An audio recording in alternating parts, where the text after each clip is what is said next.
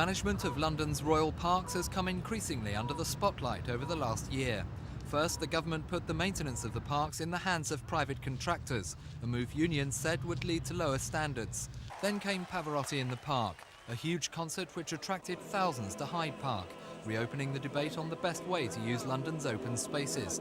Today, David Welch, the new chief executive of the Royal Parks, took up his new job and stayed well clear of the controversy, preferring only to admire the spring flowers in St James's Park. Well, the parks are beautiful, of course. It's a joy to see them used in a relaxed way by so many people, and I hope that that'll be a feature in future. I'm sure it will, as it has been historically and is today.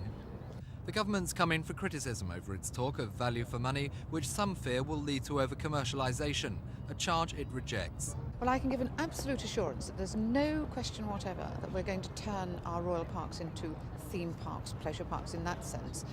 But what I can say is that there's going to be a conference later this week which will report on the review by Dame Jennifer Jenkins and her team, which will talk about entertainment in the park and will address whether it is appropriate to have another Pavarotti concert in the park. And there'll be plenty to discuss at Thursday's conference, not least of which will be the idea of a separate expert agency to run the royal parks, and the survey's recommendation that more major events like Pavarotti be put on in what have been called the lungs of London. John Dowden for Thames News.